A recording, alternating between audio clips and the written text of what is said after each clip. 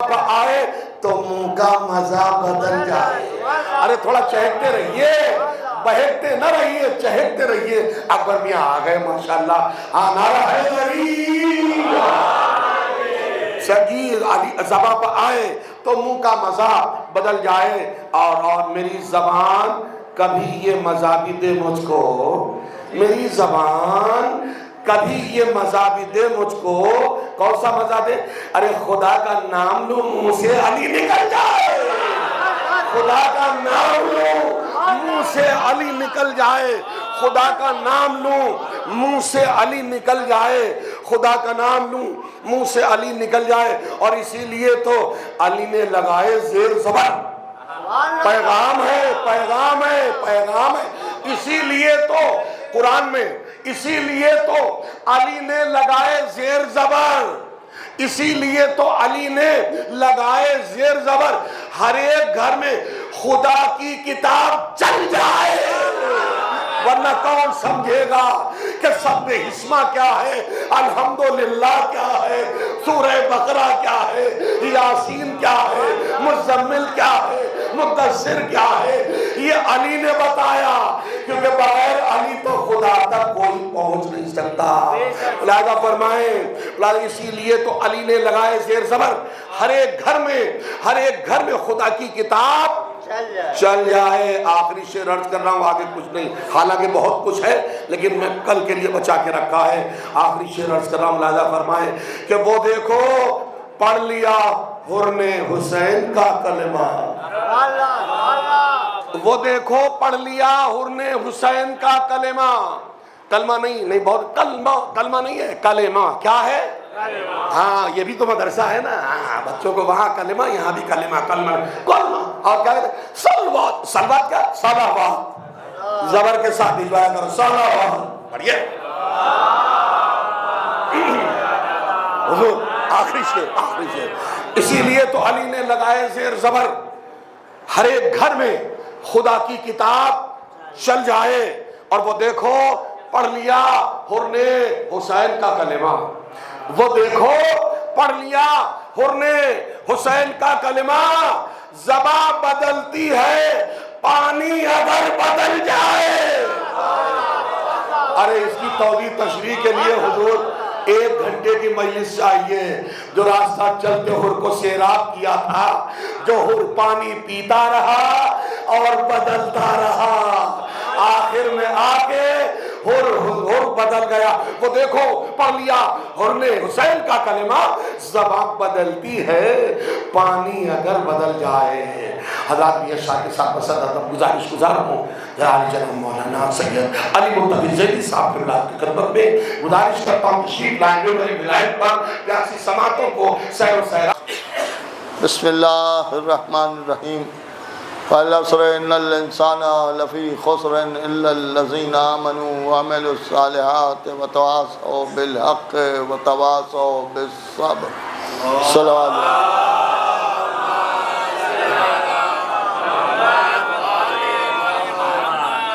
سورہ عصر والعصر کی تلاوت کا شرف حاصل کرتے ہوئے اپنی گفتگو کا آغاز کیا. عصر کی قسم, زمانے کی قسم, ہر انسان گھاٹے میں ہے, اور سوائے ان کے کہ جو لوگ ایمان لائے اور اعمال صالحہ بجا لائے اور حق اور صبر کی وصیت کرتے ہیں, یعنی حق اور صبر کو بیان کرتے ہیں, ذکر حق بھی کرتے ہیں اور ذکر صبر بھی کرتے ہیں.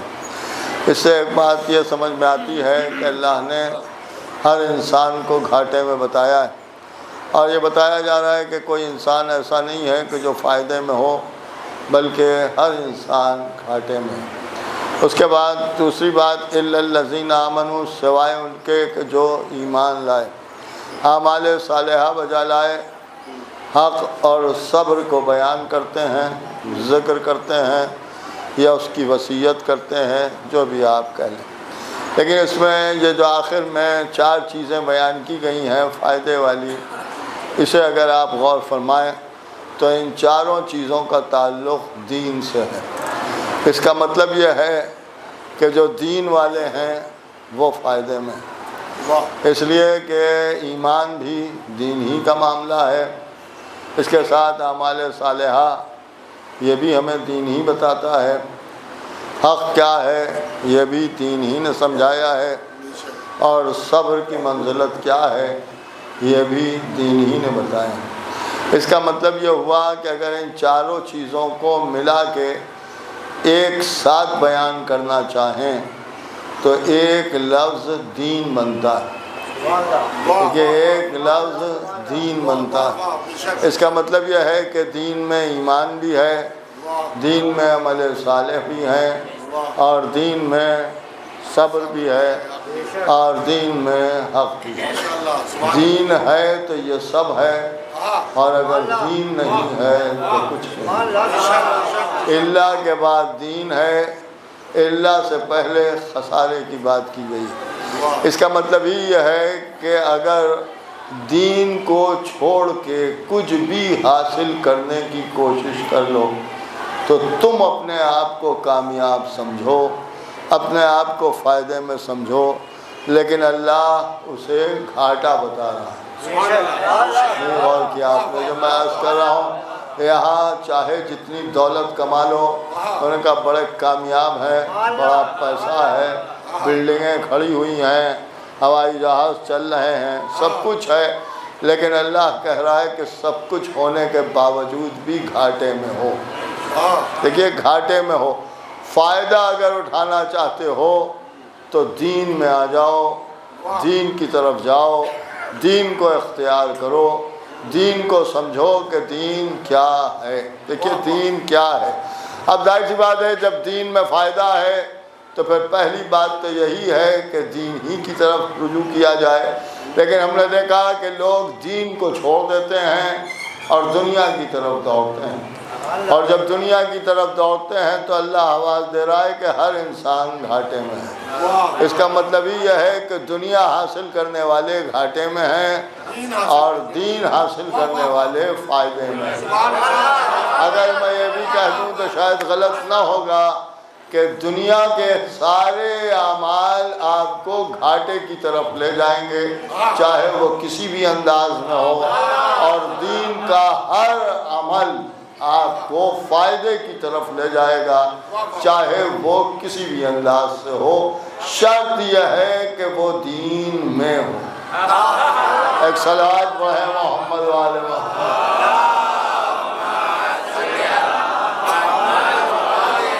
دیکھیے یہ بات میں نے اس لیے بھی آپ کے سامنے عرض کی ہے کہ اب ایک بات عام طور سے یہ کہی جانے لگی ہے، حالانکہ ان صاحب کو میں پہلے بھی جواب دے چکا ہوں، وہ یہ کہتے ہیں کہ صاحب روز ماتم مجلس سے ہم کامیاب نہیں ہو رہے ہیں، اور ہمارا معاملہ یہ ہے کہ ہم پیچھے ہٹتے چلے جا رہے ہیں اور ہمیں خسارہ ہی خسارہ ہو رہا ہے، لہذا اتنی ماتم مجلس نہیں ہونا چاہیے، اتنا زیادہ آپ کو ماتم مجلس کی طرف رغبت نہیں ہونا چاہیے۔ ایک بات میں آپ کے سامنے عرض کر دوں کہ سوال یہ پیدا ہوتا ہے کہ یہ ہمارے بچے بیٹھے ہوئے ہیں اور یہ ماتم کرتے ہیں، مجلس کرتے ہیں، شب بیداریوں میں جاتے ہیں، انجمنوں کے ساتھ چلتے ہیں، کبھی یہاں کھڑے ہو کے حسین کو یاد کیا، کبھی وہاں کھڑے ہو کے حسین کو یاد کیا۔ لوگ یہی چاہ رہے ہیں کہ اصل میں حسین کو نہ یاد کیا جائے اور ان کی باتوں پر عمل کیا جائے۔ تو ان تبلیغ کرنے والوں سے میں بس ایک ہی بات کہنا چاہتا ہوں کہ آپ کو میں نے کبھی کسی مجلس میں نہیں دیکھا، کسی انجمن کے ساتھ نہیں دیکھا، اور کہہ رہے ہیں کبھی آپ کو ہم نے فرش اعضاء پر بیٹھ کے وہاں ذاکر کو داد دیتے ہوئے نہیں دیکھا، آپ نے کبھی زور سے صلوات نہیں پڑھی، اس کے بعد بھی آپ نے کیا کر لیا؟ صرف آپ اپنے وجود کی جنگ لڑ رہے ہیں کہ ہم بھی ہیں۔ ایک صلوات پڑھیں محمد والے محمد۔ یہ عجیب بات ہے۔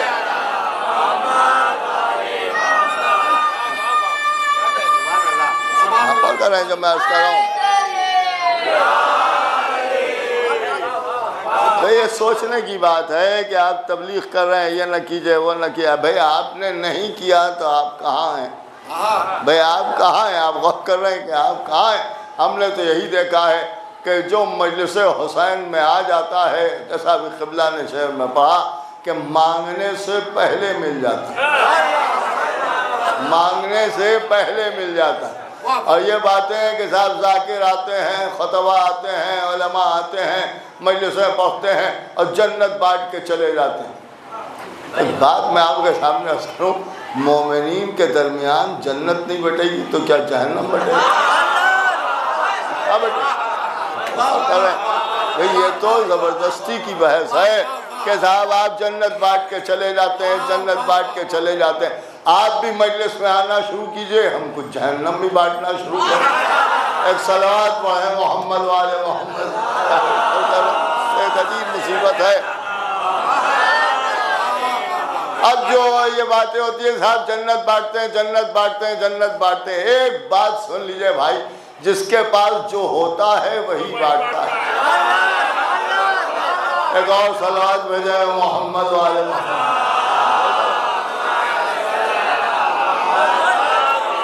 سیدھی سی بات ہے کہ جس کے پاس جو ہوگا وہی تو بانٹے گا۔ ہمارے پاس جنت ہے لہذا ہم بانٹتے ہیں، آپ کے پاس جو ہے وہ آپ اپنے والوں میں بانٹیں، ہمیں کوئی اعتراض نہیں ہے۔ ایک صلوات پڑھیں محمد والے محمد۔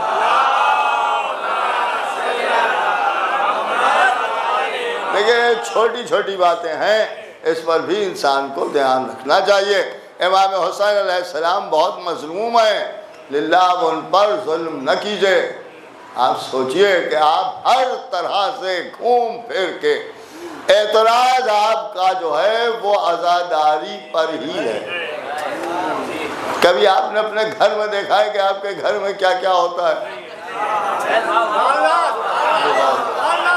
اور یہ بھی سمجھ لیجئے جو اپنے گھر میں دیکھیے اس کی توقع دوسرے گھر سے نہ کیجئے کہ ہم نماز نہیں پڑھتے ہیں تو کوئی نہیں پڑھتا ہے، ہم سجدہ نہیں کرتے ہیں تو کوئی نہیں کرتا ہے۔ یہ کون سی بات ہی بھائی، آپ خود پڑھنا شروع کیجئے۔ نہیں غور کر رہے ہیں۔ اور یہ بات ہے کہ صاحب ہم اعمال صالحہ جو ہے وہ ہم سمجھتے ہیں کہ اسپتال بنوا دیے جائیں، اخلاص سے پیش جائیں۔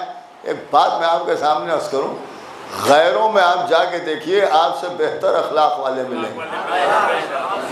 آپ کیا اسپتال کھلوائیں گے جو دوسروں نے کھلوا لی، وہاں بھی فری علاج ہوتا ہے۔ دیکھیے فری علاج ہوتا ہے، آپ غور کر رہے ہیں، تو ان کو کیا اس کا صلہ ملے گا؟ میرا ایک چھوٹا سا علماء اسلام سے سوال ہے کہ جو باتیں ہمارے سامنے آپ کرتے ہیں یہ نہ کیجئے وہ نہ کیجئے اور اس میں کیا کرنا۔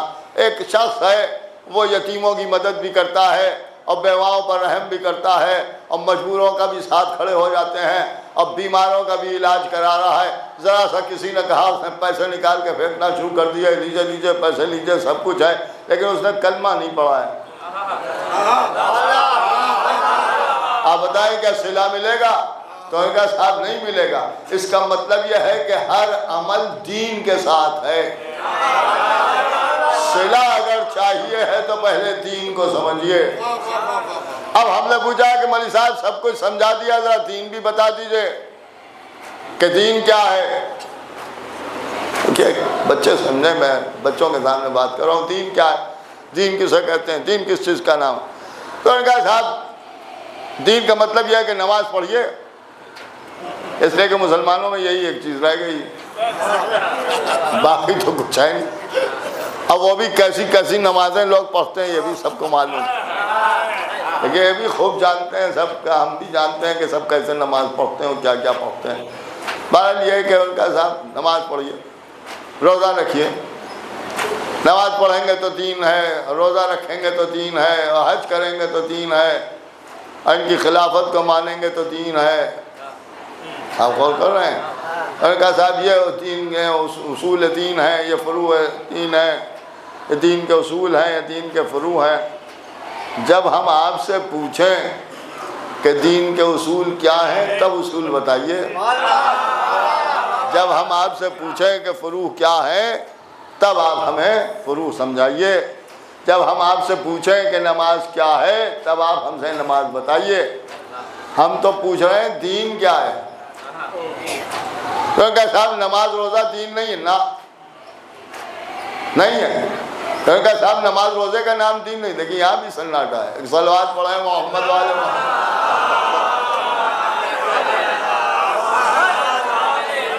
اے بھائی میں بھی آپ ہی میں سے اٹھ کے یہاں تک آیا ہوں. ایک اور صلوات پڑھیں محمد والے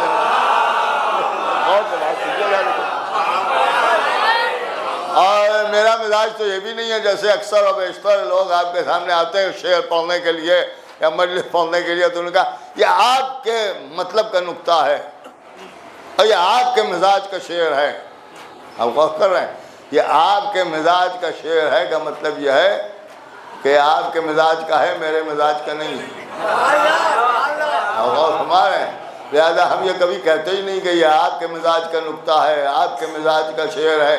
ہم تو یہ کہتے ہیں یہ ہمارے مزاج کا شعر ہے, اس لیے کہ جو ہمارے فرقے میں ہے ان سب کا ایک ہی مزاج ہے. ایک صلوات پڑھے محمد والے محمد. یہاں کوئی مزاج کا فرق نہیں ہے. غور کر رہے ہیں.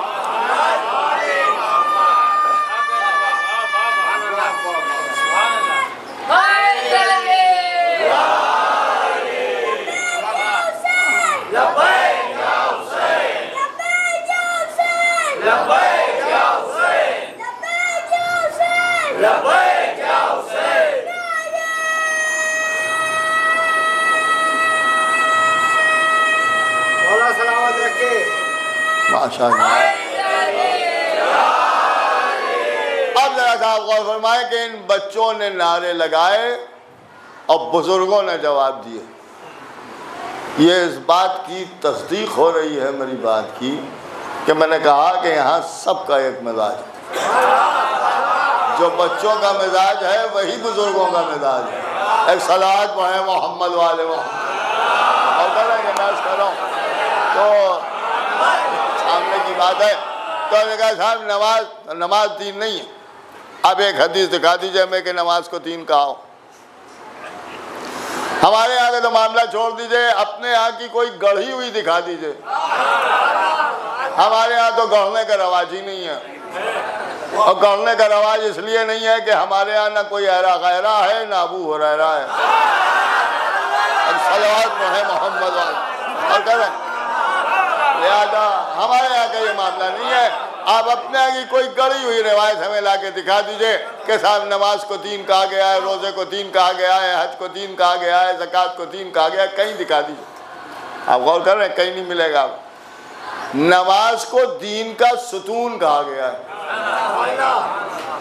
نماز کو دین کا ستون کہا گیا ہے. روزے کو دین کا رکن کہا گیا ہے. غلط تو نہیں کہہ رہا ہوں, ہے روزے کو دین کا رکن کہا گیا ہے. حج جو ہے یہ بھی دین کا رکن ہے. اصول دین, اس کا مطلب جانتے ہیں, دین کے اصول, دین کے فروع. اس کو اور آسان کرنے کے لیے جو فرمان علی صاحب وغیرہ کی دینیات کی کتابیں ہیں اس میں ان کا صاحب دین کی جڑیں اور دین کی شاخیں. آپ غور کر رہے ہیں, یہاں لفظ کی یا کے لگا ہوا ہے اور یہ لفظ کے ان کو خود ہی دین سے الگ کیے دے رہا ہے. نہیں غور کر رہے. دین کی جڑیں, اس کا مطلب دین الگ ہے, اس کی جڑیں الگ ہیں. دیکھیے بہت آسانی سے بالکل بچے کی سمجھ میں آ جائے. دین کی جڑیں, دین کی شاخیں, تو دین الگ ہے, شاخیں الگ ہیں. دین کا ستون, دین الگ ہے, ستون الگ ہے. دین کے ارکان, ارکان الگ ہیں, دین الگ ہے. دیکھیے دین الگ ہے, دین کے ارکان الگ ہے. اس کی مثال آپ یوں سمجھ لیجئے کہ جیسے میں نے پوچھا کہ میں کون ہوں. نہیں غور کر رہا. میں نے پوچھا میں کون, میں کہا آپ ہیں کیا آپ؟ صاحب یہ ہاتھ, یہ آنکھیں, یہ چہرہ, یہ جسم, یہ سب آپ ہی تو ہیں. یہ آنکھیں میری ہیں, میں آنکھ نہیں ہوں. یہ زبان میری ہے, میں خود زبان نہیں ہوں. یہ چہرہ میرا ہے, یہی تو کہا جاتا ہے میرا چہرہ. تو چہرہ میرا ہے, میں خود چہرہ نہیں ہوں. دیکھیے ایک فلسفہ ہے. آپ غور کر رہے ہیں, آپ تو ماشاءاللہ سب پڑھے لکھے ساتھ بیٹھے ہوئے ہیں. تو یہ ہاتھ میرا ہے، میں خود ہاتھ نہیں ہوں، میں الگ ہوں، آنکھیں الگ ہیں، میں الگ ہوں، ہاتھ الگ ہیں، میں الگ ہوں، چہرہ الگ ہے. قبلہ سوال کیے گا، میں الگ ہوں، چہرہ الگ ہے. بڑے غور سے سنیے گا جو میں عرض کر رہا ہوں. ویسے ہی دین کا معاملہ ہے، دین کی شاخیں الگ، دین الگ. دین کی جڑیں الگ، دین الگ. اب اگر آپ صرف میں کو سمجھ لیں کہ میں کون ہوں تو دین اپنے آپ سمجھ میں آ جائے گا. دیکھیے اپنے آپ سمجھ میں آ جائے گا. بالکل سامنے کی بات عرض کیے دیتا ہوں بغیر کسی تمہید کے اور بغیر بات کو الجھائے ہوئے آپ کے سامنے عرض کیے دے رہا ہوں کہ میں کون ہوں. ان کا صاحب میں وہ ہوں کہ اگر میں ہوں تو آنکھیں دیکھ رہی ہیں. نہیں غور کر رہا. میں ہوں تو زبان بول رہی ہے. میں ہوں تو ہاتھ پیروں میں حرکت ہے. میں ہوں تو دل میں دھڑکن ہے. میں اگر ہوں تو خون میں حرارت ہے. میں اگر ہوں تو چلنے کی صلاحیت ہے بدن میں. اور اگر میں نہیں تو آنکھیں ہیں دیکھ نہیں سکتی، زبان ہے بول نہیں سکتی، ہاتھ ہے مگر ہل نہیں سکتے، پیر ہیں مگر چل نہیں سکتے، دل ہے مگر دھڑکن نہیں ہے، خون ہے مگر حرارت نہیں ہے. اور اگر میں ہوں تو سب کچھ ہے، اور اگر میں نہیں تو کچھ نہیں. تو دین بھی وہی ہوگا کہ اگر وہ ہے تو نماز بھی ہے، روزہ بھی ہے، حج بھی ہے، زکوٰۃ بھی ہے. اور اگر دین نہیں تو نہ نماز کہلائے گی، نہ روزہ کہلائے گا، نہ حج کہلائے گا. اب اسے تلاش کیجئے کہ وہ کون سا عمل ہے جس کی وجہ سے یہ اعمال زندہ رہیں. نہیں غور کر رہے ہیں آپ جو میں عرض کر رہا ہوں، اسے تلاش کیجئے. اب ظاہر سی بات ہے کہ یہ کس سے نماز ہے، کس سے روزہ ہے، کس سے حج ہے. لوگوں نے تڑپ کے اپنے مطلب سے کہا کہ اصل میں یہ سب رسالت سے ہے. رسول دین لے کے آئے تو رسول کی وجہ سے اصول دین ہے، رسول کی وجہ سے فروع دین ہے، رسول کی وجہ سے نماز ہے، رسول کی وجہ سے روزہ ہے، رسول کی وجہ سے حج ہے. ٹھیک ہے ہم نے مان لیا رسول رسالت کی وجہ سے ہے. نہیں توجہ فرما رہے. رسول رسالت کی وجہ سے ہے، اور رسالت کے لیے اللہ نے کہا اگر یہ نہ پہنچایا تو سارے رسالت انجام نہیں دی. صلوات محمد وآل محمد.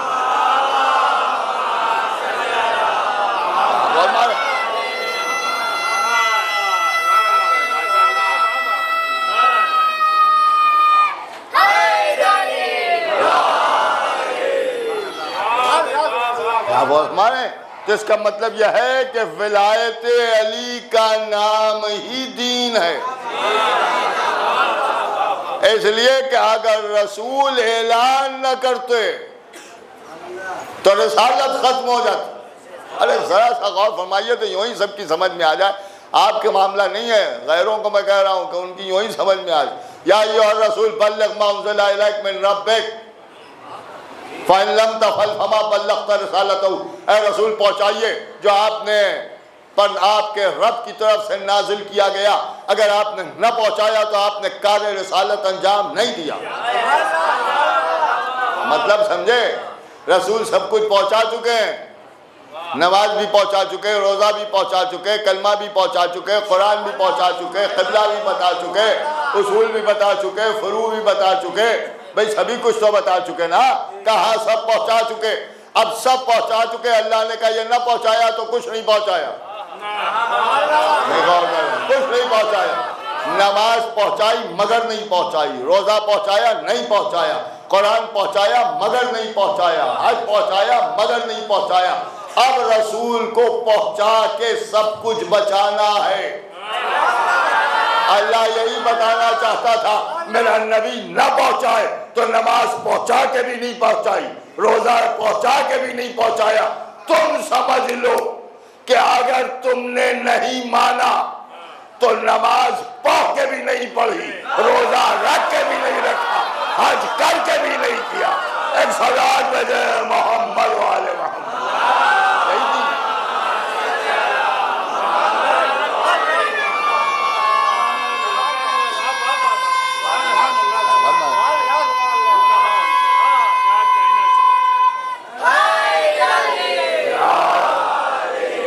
دیکھیے یہی دین ہے، اور اس کے علاوہ کیا دین ہے بھائی؟ اور اس کے علاوہ کیا دین ہے؟ اب اس کے بعد اگر آپ غور فرمائیں تو امامت ہی کو دین کہتے ہیں. اور یہ ہم نہیں کہہ رہے ہیں، ان کے والے کہہ رہے ہیں دی است حسین دی پناہ است حسین. نہیں غور کیا؟ ارے جو کسی کی سمجھ میں نہیں آیا وہ شاعر کی سمجھ میں آیا. وہ کہہ رہے دین حسین کا نام ہے، اس کا مطلب حسین دین ہے. اب ذرا قرآن پڑھیے، وہ مالک یوم الدین ہے. نہیں غور کیا؟ یوم الدین ہے. یوم الدین کسے کہا گیا؟ قیامت کو. بھائی قیامت کو، تو اس کا مطلب یہ ہے کہ قیامت کو کہا گیا دین کا یوم، یعنی دین کا دن. نہیں غور کر رہے ہیں؟ اس کا مالک وہ ہے. دین کہا گیا حسین کو. نہیں غور کیا؟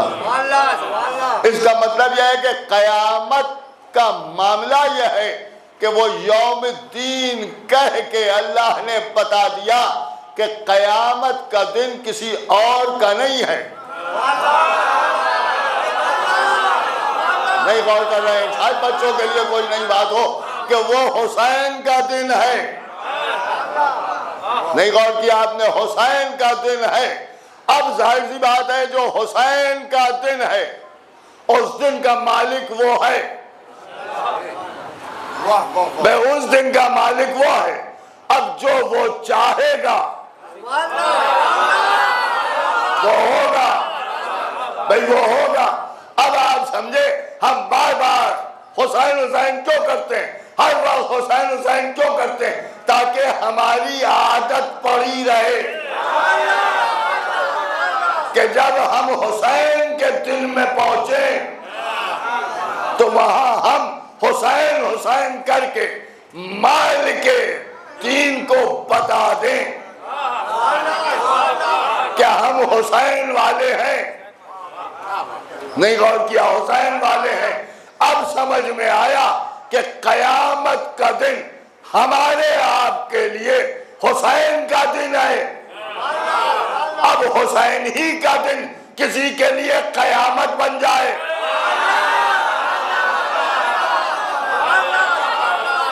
اور قیامت شاید اس لیے بن جائے کہ اگر تم یہاں حسین حسین نہ کرو گے تو وہاں حسین حسین کرنا پڑے گا. ایک صلوات پڑھیں محمد والے محمد. اب دیکھیں دوسری بات کہ جو ہے وہ ہم ہی کو سمجھانے چلا آتا ہے یہ بدعت، یہ شرک، یہ حرام، ہر آدمی ہمیں سمجھانے چلا رہا. میں بار بار کہتا ہوں کہ آپ ہمیں نہ سمجھائیے، آپ خود سمجھیے، آپ ہمیں نہ سمجھائیے. اب یہ کہ یہ بدعت ہے، سیاہ کپڑے پہننا تو بدعت ہے، بدعت ہے، بدعت ہے. میں نے ایک مولوی صاحب سے پوچھا کہ یہ بدعت کیا ہوتا ہے؟ ارے آپ کو نہیں معلوم؟ نہیں ہمیں نہیں معلوم، آپ ہی بتائیں بدعت کسے کہتے ہیں؟ کالا کپڑا پہننا بدعت؟ نہیں وہ تو ہے، کالا کپڑا پہننا بدعت ہے، ٹھیک ہے، لیکن یہ کہ بدعت کہتے کسے ہیں؟ تو مولوی صاحب نے کہا بس دو ٹک سن لیجئے، سنائیے. کہ بدعت کے معنی ہیں وہ کام جو رسول نے نہ کیا ہو. دیکھیے آخری آدمی تک توجہ، بیدار ہو کے سنیے گا. وہ کام جو رسول نے نہ کیا ہو، ٹھیک. تو کالا کپڑا پہننا بدعت ہے اس لیے کہ رسول نے نہیں پہنا. کہا رسول نے نہیں پہنا. یہ رسول کون ہے؟ کہنے وہی کالی کملی والے.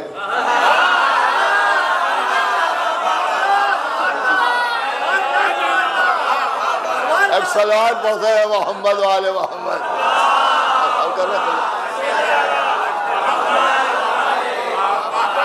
ایک اور صلوات بھیجتے ہیں محمد والے.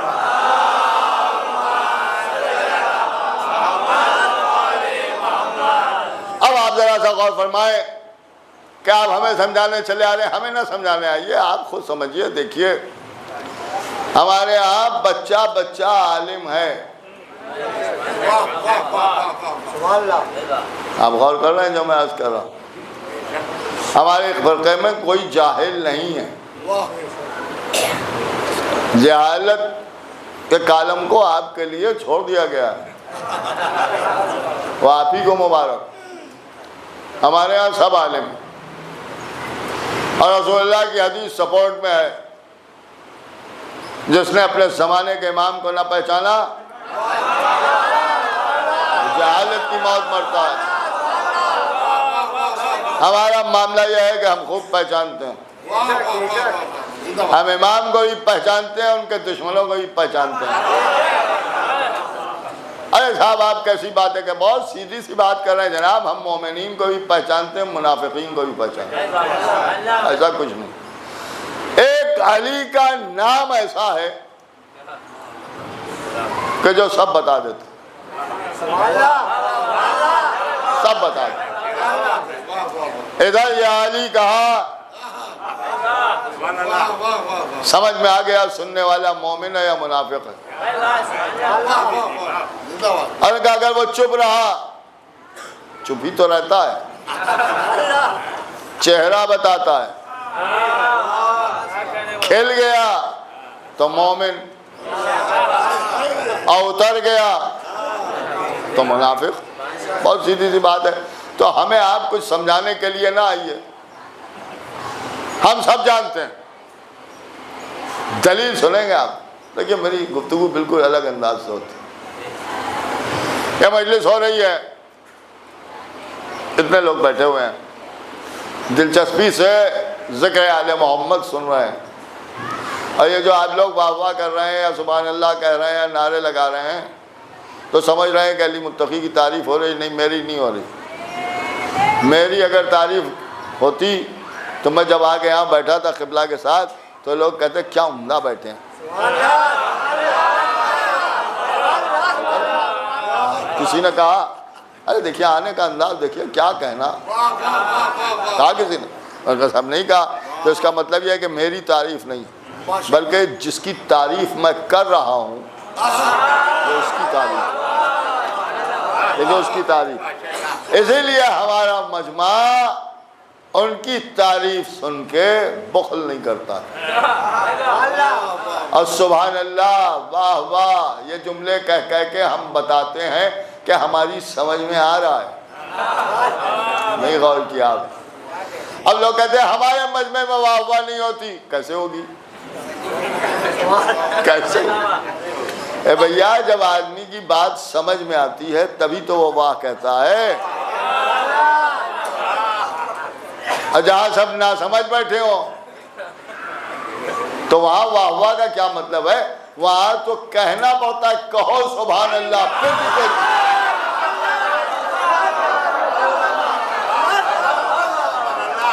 ایک صلوات پڑھے محمد والے محمد. ہوتا ہے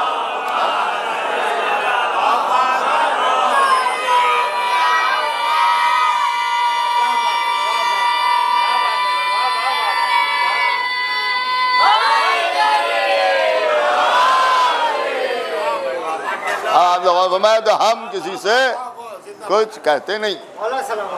دلیل سنیے کہ ہمارے مجمع میں سب عالم ہیں, سب جانتے ہیں, ہمیں کچھ بتانے کی ضرورت نہیں. دلیل سنیں گا. ہمارے یہاں ہر ذاکر, ہر خطیب, ہر مولوی, ہر عالم دین, آپ غور کر رہے ہیں, میں کسی گروپ کی بات نہیں کر رہا ہوں, سب جتنے ہیں چاہے وہ کوئی بھی ہو, ممبر پر اگر مجلس پڑھنے کے لیے آتے ہیں تو چاہے 5 آدمی بیٹھے ہوں, خالی بچے بیٹھے ہوں, جوان ہوں, بزرگ ہوں, ہزاروں کا مجمع ہو,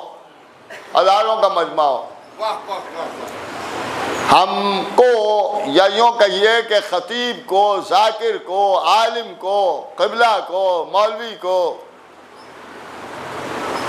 کہنے کی ضرورت نہیں پڑتی ہے کہ صلوات بھیجو. یہ بہت ٹیکنیکل بات میں عرض کر رہا ہوں، یہ ہمیں کہنا نہیں پڑتا. کس صلوات کے لیے؟ پہلی صلوات، جو مجلس میں پہلی صلوات ہوتی ہے اس کے لیے ذاکر کو، خطیب کو مجمع سے کہنا نہیں پڑتا ہے کہ صلوات بھیجو. مجمع خود سے صلوات بھیجتا ہے، چاہے بچوں کا مجمع ہو اور چاہے بزرگوں کا مجمع ہو اور چاہے جوانوں کا مجمع ہو اور چاہے ہماری ماں بہنوں کا مجمع ہو. کہیں بھی کوئی بھی ذاکر، کوئی بھی خطیب بیٹھ جائے، مجلس پڑھے، خطبہ جب پڑھے گا تو پہلی صلوات کے لیے اسے کہنا نہیں پڑے گا کہ صلوات بھیجیے، بلکہ خود سے ہمارا مجمع صحیح جگہ پہ صلوات بھیجے. غور سے سنیے. اس کے لیے ذاکر کو خطیب کبھی سنا ہے کہتے ہوئے کہ بھائی صلوات بھیج دیجیے؟ نہیں سنا، کبھی نہیں کہنا پڑتا. ادھر خطیب نے خطبہ شروع کیا اور اس نے کہا ابو القاسم محمد.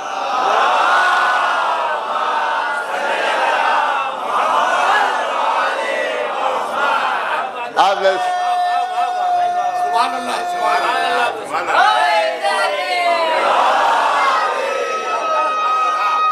آپ نے غور فرمایا،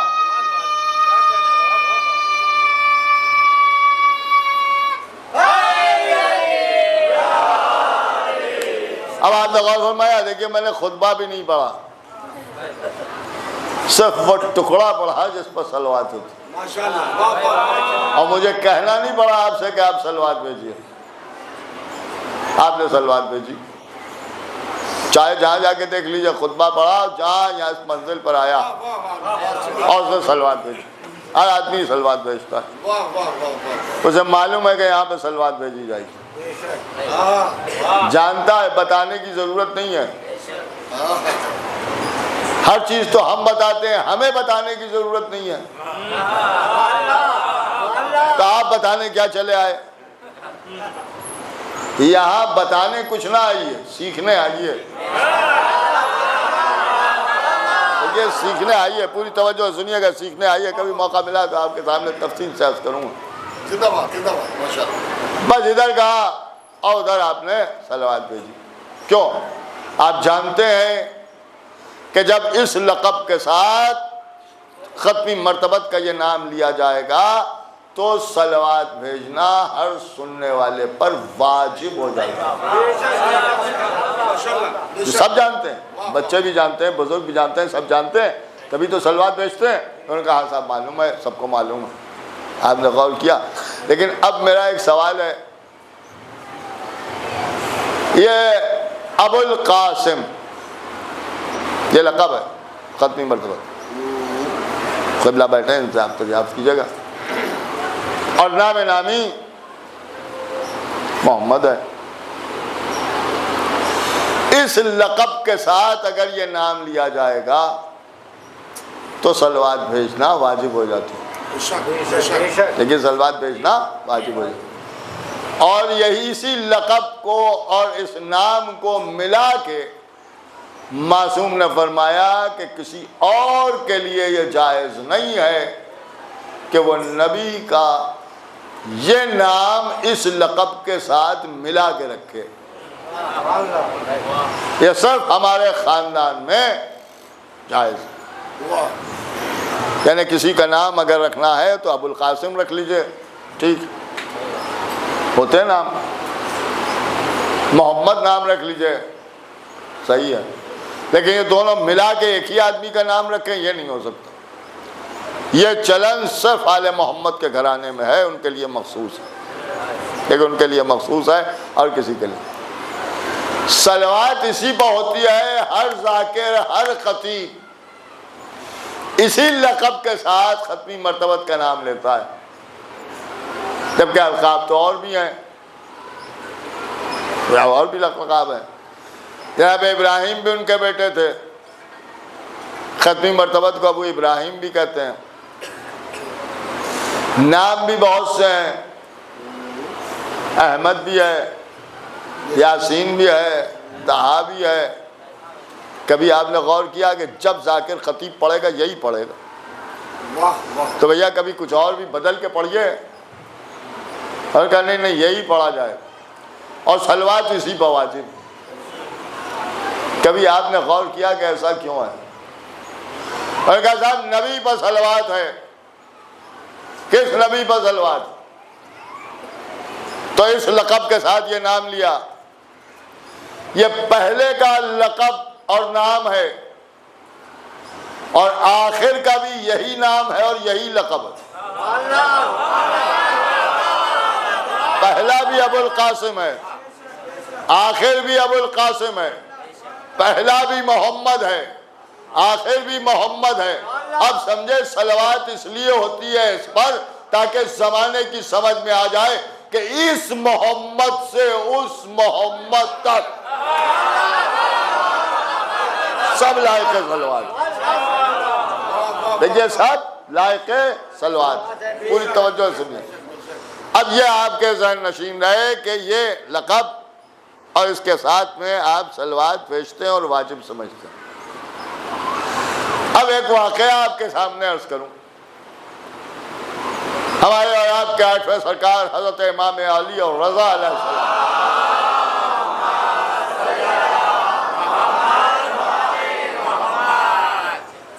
دربار سجا ہوا ہے، ممبر پر تشریف فرما ہے، اور وہی انداز دادا والا، پوچھو جو پوچھنا ہے، پوچھنے والے جمع ہیں، سوال کیے جا رہے ہیں، امام جواب دے رہے ہیں۔ ایک چاہنے والا بھی اس مجمع میں پہنچا، ایک گوشے میں جا کے بیٹھ گیا، امام نے اس پر نظر ڈالی، اس نے وہیں سے جھک کے سلام کیا، امام نے جواب سلام دیا، اور لوگوں سے گفتگو کرتے رہے، اس کی طرف بار بار نظر اٹھا کے دیکھتے رہے، اور اس کے بعد اب امام نے پوچھا کیسا لگتا ہے کہ تو کچھ پوچھنے آیا ہے، کوئی سوال ہے تیرے پاس؟ وہ کھڑا ہو گیا، پھر جھک کے ادب سے سلام کیا اور کہا کہ آپ میرے مولا، آپ میرے آقا، آپ دلوں کی کیفیت کے جاننے والے، میں نے ابھی کچھ کہا نہیں، لیکن یہ کہ آپ نے سمجھ لیا کہ میں کچھ پوچھنا چاہتا ہوں۔ امام نے فرمایا کہ میں تمہارا امام ہوں۔ اس نے سر جھکا کے کہا کہ میں آپ کا غلام ہوں۔ کہ پھر بھی بیان کر کیا پوچھنا چاہتا ہے۔ اب دیکھیے سوال کیا ہے۔ اس نے ہاتھوں کو جوڑ کے کہا کہ آقا، میں آپ سے یہ دریافت کرنا چاہتا ہوں کہ رسول اللہ کو ابو القاسم کیوں کہتے ہیں؟ دیکھیے کیا سوال ہے، ابو القاسم کیوں کہتے ہیں؟ امام نے ارشاد فرمایا مسکرا کے کہ یہ تو سبھی جانتے ہیں کہ ان کے بیٹے تھے قاسم، لہذا انہیں ان کی نسبت سے ابو القاسم کہتے ہیں، اس لیے کہ ابو کے معنی باپ کے ہوتے ہیں اور قاسم ان کے فرزند تھے، لہذا ان کی نسبت سے انہیں ابو القاسم کہا جاتا ہے۔ اس نے جھک کے سلام کیا، چاہنے والا تھا، سوال کرنے کا ادب جانتا تھا، لہذا سلام کر کے بیٹھ گیا۔ امام نے پھر اس کی طرف دیکھا اور اس کے بعد باقی لوگوں سے گفتگو کرتے رہے، وہ بیٹھا رہا۔ جب سب چلے گئے تخلیہ ہو گیا، اور امام نے دیکھا وہ اپنی جگہ بیٹھا ہے، تو امام نے فرمایا ادھر آؤ۔ وہ قریب آیا، امام نے فرمایا کہ ایسا لگتا ہے کہ تو میری بات سے مطمئن نہیں ہوا۔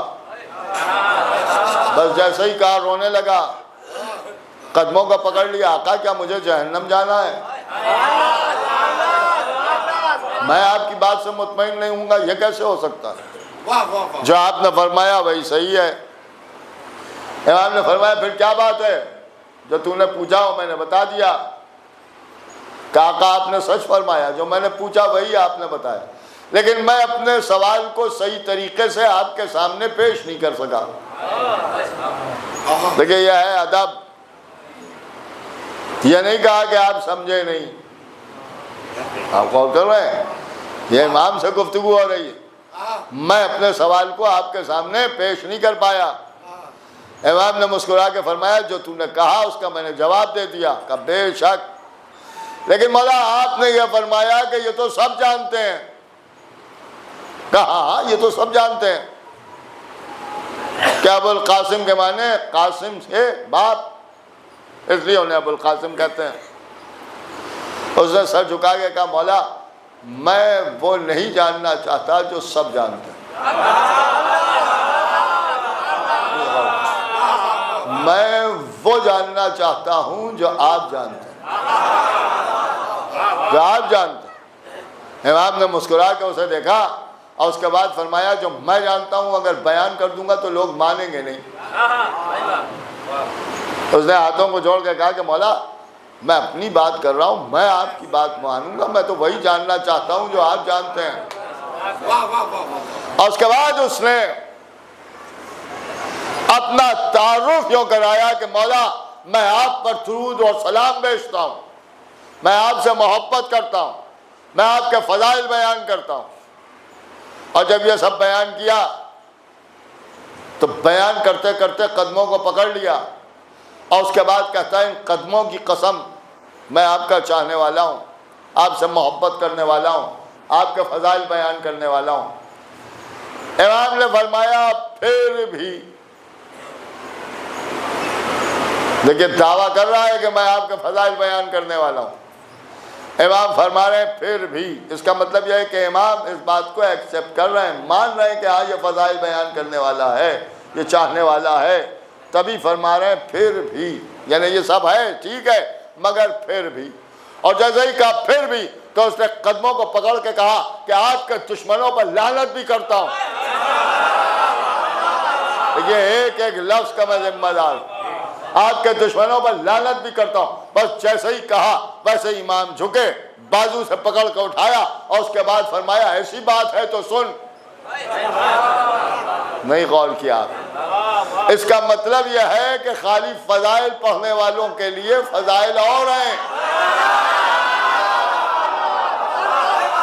اور ہیں کچھ فضیلتیں ایسی بھی ہیں جو صرف آپ کے اور ہمارے لیے ہیں۔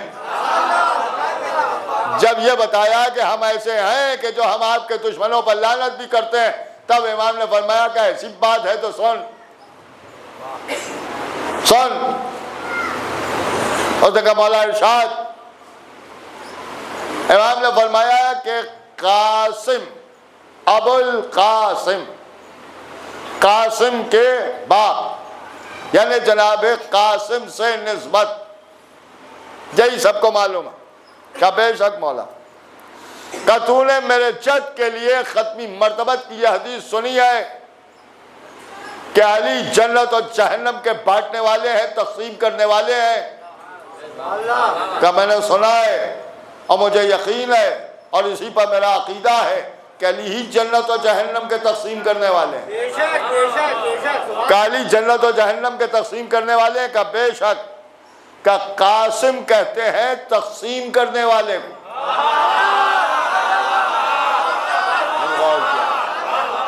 قاسم کہتے ہیں تقسیم کرنے والے، کہ بے شک کہ آپ سمجھ میں آیا جب جنت اور جہنم کے تقسیم کرنے والے ہیں تو اس نسبت سے علی بھی تو قاسم ہوئے، کہا علی بھی قاسم ہے، علی کو بھی قاسم کہا جا سکتا ہے، کہ ابو کہتے ہیں باپ کو، اور علی کو نبی نے مثل باپ کے پالا ہے، لہذا علی کی نسبت سے ہی انہیں ابو القاسم کہتے ہیں۔ نہیں غور کیا آپ، اس کا مطلب یہ ہے کہ نبی کا لقب بھی علی کی وجہ سے ہے۔ عہدہ رسالت کو میں بیان کر چکا کہ ولایت علی کی وجہ سے ہے، لقب بھی علی کی وجہ سے ہے، لیکن جب یہ بات سامنے آئی تو میں تو خوش ہو گیا کہ رسول بھی علی کی وجہ سے بیان ہو رہے ہیں، علی کی نسبت سے پہچانے جا رہے ہیں، علی کی نسبت سے پہچانے جا رہے ہیں۔ لیکن ہم نے جب کتابیں پڑھنا شروع کی تو اس میں ہمارے لکھنؤ کے ایک مولوی صاحب مر گئے، ابو الحسن علی ندوی، انہوں نے ایک کتاب لکھی المرتضیٰ، اور اس میں انہوں نے لکھا کہ ابو تراب، ابو کے معنی باپ کے نہیں ہیں بلکہ والا، تراب والا، مٹی والا۔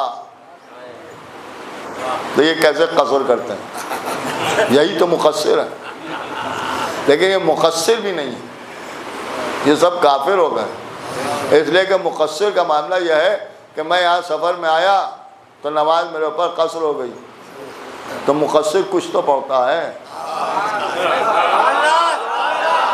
صلوات پڑھیں محمد والے محمد۔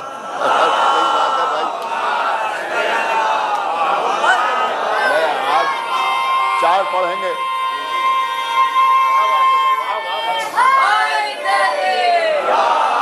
تو اب آپ 4 رکعت پڑھیں گے تو جو قصر ہوگی وہ مقصر ہوا، اس حساب سے وہ 2 پڑھے گا، لیکن پڑھے گا تو۔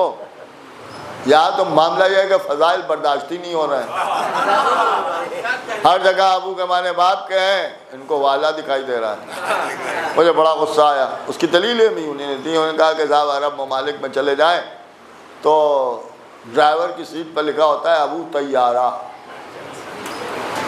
طیارے والا۔ اب میں بھی کچھ ابو گنا دوں، ابو ہریرہ،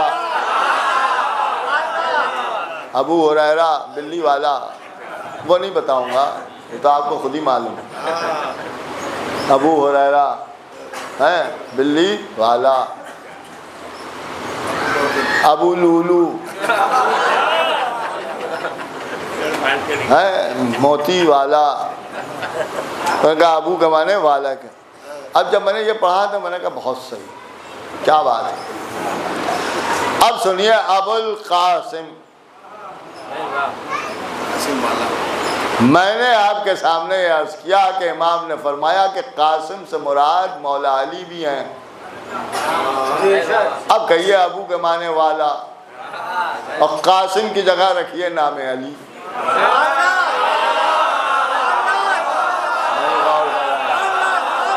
نام علی دیکھیے، بہت سجا کے میں نے بات آپ کے سامنے عرض کی ہے تاکہ بچوں کی بھی سمجھ میں آ جائے۔ اس کا مطلب یہ ہے کہ اس نبی پر درود ہے جو ہے علی والا۔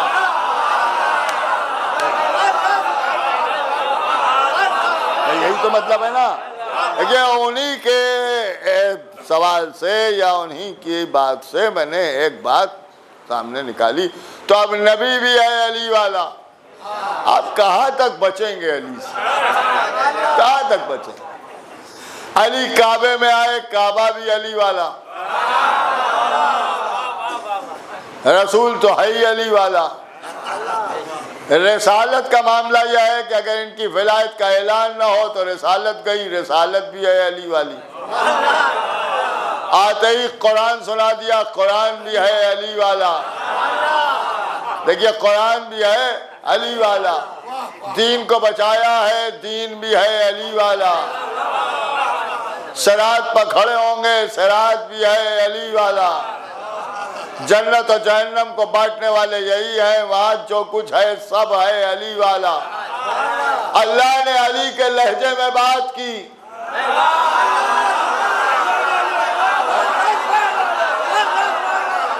اللہ بھی ہے علی والا۔ دیکھیے اللہ بھی ہے علی والا۔ سلمان علی کی غلامی کرتے تھے، سلمان بھی ہے علی والا۔ اب ذرا غور فرمائیں، یہ مجمع بھی علی علی کرتا ہے، یہ بھی ہے علی والا۔ اب جملہ سنیے، آپ کے سماعتوں کی نظر کر دوں۔ اللہ بھی علی والا، رسول بھی علی والا، قرآن بھی علی والا، کعبہ بھی علی والا، دین بھی علی والا، مذہب بھی علی والا، شریعت بھی علی والی، قرآن بھی علی والا، یہ مجمع بھی علی والا، تو اب جنت میں بھی وہی جائے گا جو ہوگا علی والا۔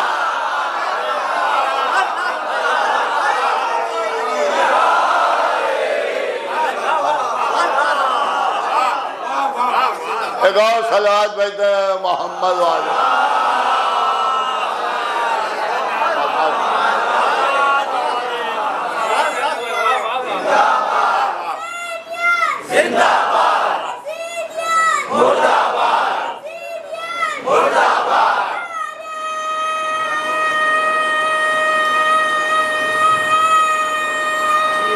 مولا سلامت رکھے۔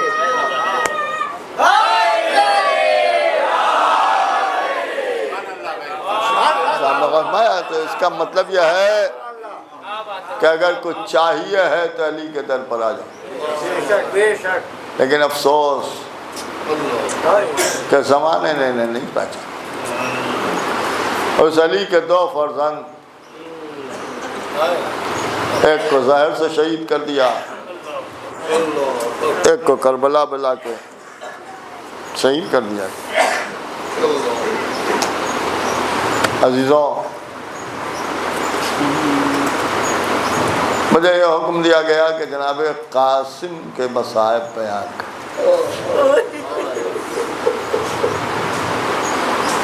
کیا بیان کروں؟ امام حسن کے یتیم ہیں۔ کل آپ نے شہزادہ علی اکبر پر آنسو بہائے، جو امام حسین کے فرزند تھے۔ آج جناب قاسم کے مصائب سنیے، مگر رونے میں کوئی کمی نہ کیجیے۔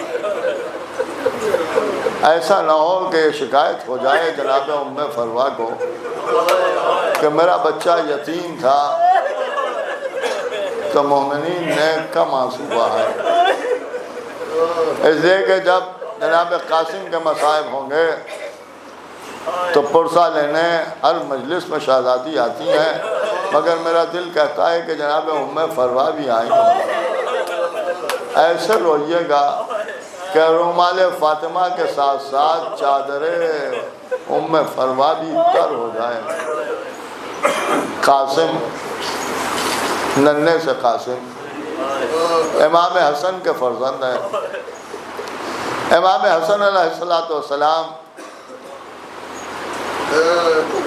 زہر دے دیا گیا، اپنی جگہ سے اٹھے، خدا لعنت کرے جودہ ملونہ پر، جس نے پوچھا کہ آقا کہاں چلے؟ امام نے فرمایا کہ تو نے مجھے زہر دے دیا، یہ بتا کہ میں نے تیرا کیا نقصان کیا؟ بہرحال جہاں بھیجا ہے وہاں جا رہا ہوں، یہ کہہ کے امام اس کے گھر سے نکلے، پھر جنت البقیع کی طرف گئے۔ جنت البقیع کے پاس جا کے ماں کی تربت کو دیکھا۔ آپ سنیں گے، ماں کی تربت کو دیکھ کے زمین پر بیٹھ گئے اور گھٹنیوں کے اور کوہنیوں کے بھل چلتے ہوئے ماں کی تربت کی طرف ماں کو آواز دیتے ہوئے چلے، اماں ہم آ رہے ہیں، اماں، اے اماں آپ کے حسن کو زہر دے دیا گیا۔ جا کے تربت سے لپٹ گئے اور اس کے بعد آواز دی، اماں کل ہمارا جنازہ آئے گا۔ اماں چاہتے تو یہی ہے کہ نانا کے پہلو میں دفن ہو جائیں، لیکن یہ لوگ ہمیں وہاں دفن نہیں ہونے دیں گے۔ اماں اپنے پہلو میں تھوڑی سی جگہ رکھنا، آپ کا فرزند آ رہا ہے۔ بیان کرتے رہے، قبر پر رخسارہ رکھے بہت دیر تک روتے رہے۔ پھر وہاں سے اٹھے، مسجد النبوی میں داخل ہوئے اور اس کے بعد تربت رسول پر جا کے سر رکھ دیا، نانا ہم آ رہے ہیں، اے نانا ہمیں زہر دے دیا گیا۔ میرا دل کہتا ہے قبر سے آواز آ رہی ہوگی، اے میرے لال پریشان نہ ہو، ہم انتظار میں ہیں، ہم تمہیں لینے کے لیے خود آ جائیں گے۔ مسجد النبوی سے نکلے، بیت الشرف میں آئے، تقل بات کیا، جناب ام فروا نے آگے بڑھ کے دروازہ کھولا، اور جب دروازہ کھولا تو امام کے چہرے کا رنگ متغیر دیکھا۔ امام نے لڑکھڑاتے ہوئے اندر قدم رکھا، جناب ام فروا نے بازو پکڑا، میرے والی خیر تو ہے؟ کہ ام فروا مجھے زہر دے دیا گیا، بس یہ سننا تھا کہ ام فروا لرز گئی، بازو پکڑ کے لے کے بستر تک آئیں۔ میرے آقا یہ کیا بات ہے؟ اے میرے آقا کس نے دے دیا؟ کہ ام فروا ذرا میرے حسین کو بلاؤ۔ بس یہ کہنا تھا کہ امام حسین کو بلایا جانے لگا۔ ادھر آواز دی قاسم میرے قریب آؤ۔ جناب قاسم قریب آئے، آپ نے ایک تعویذ نکال کے قاسم کے بازو پر باندھا، اور اس کے بعد فرمایا جب مصیبت سخت ہو تو اس تعویذ کو کھول کے پڑھ لینا، اور اگر ضرورت پڑے تو یہ تعویذ لے جا کے میرے بھیا حسین کو دکھا دینا۔ بس یہ کہہ کے امام خاموش ہوئے۔ ادھر آقا حسین آئے، امام حسین آ کے پہلو میں بیٹھے، میرے بھیا حسین مجھے زہر دے دیا۔ فضل عباس کو دیکھا کہ ایک گوشے میں کھڑے رو رہے ہیں، عباس میرے قریب آؤ۔ آقا عباس قریب آئے، عباس تم میرے بھائی ہو، میرے بابا کی تصویر ہو، اے عباس میرے حسین کا خیال رکھنا۔ ابو الفضل عباس سے بھی وصیتیں کی، حسین سے بھی وصیتیں کی، جگر کے 72 ٹکڑے تشت میں گرے۔ امام حسن اس دنیا سے رخصت ہو گئے، جنازہ گھر سے چلا گیا۔ ہر بیوی نے آگے بڑھ کے ام فروا کو گلے لگایا، قرصہ دیا جانے لگا۔ میں کہوں گا یہ سارا منظر بی بی رباب نے دیکھا ہوگا کہ جب ام فروا کے سر سے والی کا سایہ اٹھا، ہر بی بی قرصہ دے رہی ہے، مگر ہائے رباب سر سے رضا چھینی جا رہی ہے، سکینہ کے منہ پر تماچے لگائے جا رہے ہیں۔ بہرحال کربلا سامنے آ گئی، اب کربلا کی سرزمین ہے۔ حسین لاشوں پر لاشیں اٹھا چکے، جنازوں پر جنازے حسین نے اٹھائے ہیں، ایک ایک کا لاشا لے کے آئے ہیں۔ ادھر قاسم ہیں جو بار بار آتے ہیں، چچا مرنے کی اجازت دے دیجئے۔ حسین کہتے ہیں خیمے میں واپس جاؤ۔ کبھی حضرت عباس سے کہتے ہیں عباس اسے خیمے میں پہنچا دو، شہزادہ پھر خیمے میں آ جاتا ہے۔ قاسم خیمے کے گوشے میں بیٹھ کے رونے لگے، آنسو بہانے لگے، رو رہے تھے کہ جناب ام فروا خیمے کے در پر آئیں۔ اب جب قاسم کو دیکھا تو تڑپ کے آواز دی، قاسم تم ابھی تک زندہ ہو؟ اے قاسم کیا اس وقت جاؤ گے جب علی اکبر کا لاشا آ جائے گا؟ اے قاسم کیا بات ہے، کیوں نہیں جاتے ہو؟ میں اتنا کہہ رہا تھا۔ قاسم تڑپ کے اٹھے، اے اماں ہم کیا کریں، ہمیں چچا اجازت نہیں دیتے، اب ماں بیٹے آمنے سامنے بیٹھے ہوئے ہیں، قاسم کچھ بھی ہو تمہیں شہادت پیش کرنا ہے۔ سوچتے سوچتے ایک مرتبہ ماں نے کہا، اے قاسم یہ تمہارے بازو پر جو تعویذ ہے اسے کھول کے پڑھو، آج سے زیادہ کون سا مصیبت کا وقت ہوگا۔ تعویذ بازو سے کھولا، پڑھنا شروع کیا، پڑھتے جاتے تھے، چہرے پر مسکراہٹ آتی جاتی تھی، تعویذ پڑھ کے چھوما، آنکھوں سے لگایا، اب ماں اب میرا چچا مجھے نہ روک پائے گا۔ یہ کہہ کے خیمے سے نکلے، دوڑتے ہوئے چلے، اے میرے چچا، اے میرے چچا۔ آقا حسین نے دیکھا، اے قاسم حسین کے قریب پہنچے، میرے لال کیا بات ہے، ایسے کی سفارش لایا ہوں کہ اب آپ ہمیں نہ روک پائیں گے۔ کیا لے آئے قاسم؟ کہا چچا ذرا یہ خط پڑھیے۔ اب جو خط پڑھا لکھا تھا، میرے حسین میرے قاسم کو میدان میں جانے دو، اگر میں ہوتا تو میں بھی تو جان قربان کرتا۔ اے حسین میرے قاسم کو اجازت دے دو۔ خط کو پڑھا، چوما، سر پر رکھا، قاسم کو گلے سے لگایا۔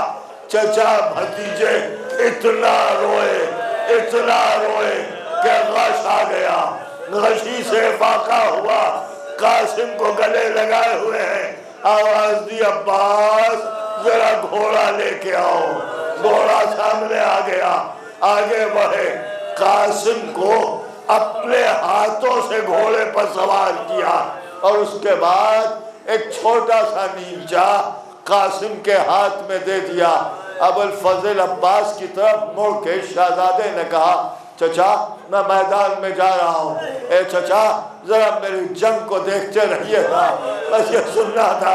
ابو الفضل عباس نے رو کے قاسم کی پیشانی کو چوما، میرے لال جاؤ یہ چچا دیکھ رہا ہے۔ حسین نے کہا خدا حافظ، پھر ایک مرتبہ آگے بڑھے، اے قاسم رکو۔ قاسم رکے، آگے بڑھے، گریبان کو چاک کیا۔ جب چاک کیا تو لوگوں نے پوچھا کہ یہ چاک کیوں کیا؟ کہ اس لیے کہ یہ یتیمی کی علامت ہے، شاید لوگ دیکھیں تو یہ سوچیں بچہ یتیم ہے۔ قاسم چلے گئے، کچھ دیر کے بعد مجھے جنگ نہیں عرض کرنا ہے، ایک آواز حسین تک پہنچی، اے چچا مدد کو آ جاؤ۔ ادھر کیا ہو رہا تھا؟ کہا حسین ایک بلندی پر کھڑے دیکھ رہے تھے، تلوار چل رہی تھی، حسین کہتے تھے سبحان اللہ، عباس کہتے تھے ماشاءاللہ۔ ایک مرتبہ حسین نے تڑپ کے آواز دی، اے عباس گھوڑا خالی ہے، قاسم نظر نہیں آتے۔ ابو الفضل عباس نے بھی آواز دی، ہاں مولا قاسم نظر نہیں آتے۔ ارے گھوڑے کی زین خالی ہے۔ دونوں تیزی سے مقتل کی طرف چلے۔ آپ سنیں گے کیا ہوا؟ ادھر قاسم زمین پر ہے، لعینوں نے دیکھا کہ یہ قاسم طلحہ میدان میں خاک پر پڑے ہوئے ہیں، گھوڑے لے کے بڑھے، گھوڑے دوڑنے لگے، قاسم پامال ہونے لگے۔ ایک چاپ چہرے پر پڑی، آواز دیے اماں مدد کو آؤ۔ ایک سینے پر پڑی، قاسم نے پکارا۔ اب جو حسین پہنچے، لاشا ٹکڑے ٹکڑے تھا، ادھر دیکھا ادھر دیکھا، آواز دی، اے میرے لال قاسم کہاں ہو، اے قاسم کہاں ہو؟ میدان میں کئی طرف سے لبیک یا رسول اللہ کی آواز آئی۔ بس حدیثوں پہنچ چکا۔ آپ سنیں گے لاشا کیسے اٹھا۔ جب آپ کے درمیان کوئی تابوت نکلتا ہے، کوئی شبی نکالی جاتی ہے تو ایک تابوت جاتا ہے، اس پر پھول چڑھے ہوئے ہوتے ہیں، اور آدمی بوسہ دینے کے لیے ہاتھ بڑھاتا ہے۔ جب بوسہ دیا جاتا ہے نا تو پھول کچھ تابوت سے فرش پر بھی گر جاتے ہیں۔ جو احتیاط پسند لوگ ہیں ایک چادر لے کے آتے ہیں، فرش عزا پر بچھاتے ہیں، ادھر سے پھول اٹھایا چادر پر رکھا، ادھر سے پھول اٹھایا چادر پر رکھا۔ آپ سنیں گے میدان میں یہی منظر تھا۔ حسین نے اپنے دور سے رضا اتاری، خاک پر بچھا دی۔ عباس اس قاسم کا ہاتھ اٹھا لاؤ، علی اکبر وہ قاسم کے سینہ اٹھا لاؤ۔ قاسم کی لاش کے ٹکڑے سمیٹے گئے، ایک گٹری بنا کے لے کے چلے۔ ارے میرا قاسم، ارے میرا قاسم۔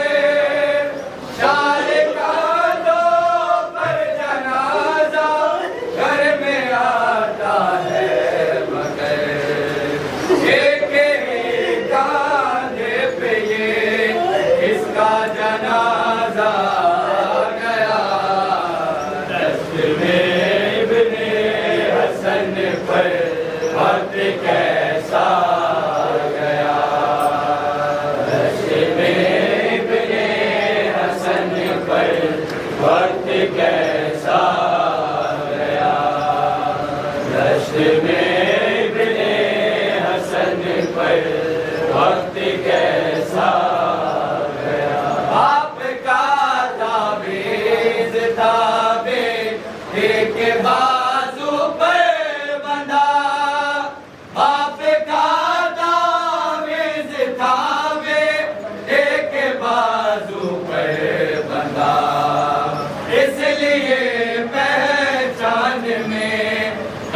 قاسم کا لاشا گیا دشت میں ابن حسن پر وقت کیسا گیا دشت میں ابن حسن پر وقت کیسا گیا دشت میں ابن حسن پر وقت کیسا گیا کس طرح چنتا ہے مالک پھول اپنے باغ کے جس طرح چنتا ہے مالک پھول اپنے باغ کے ٹکڑے یوں قاسم کے چنے میرا مولا گیا دشت میں ابن حسن پر وقت کیسا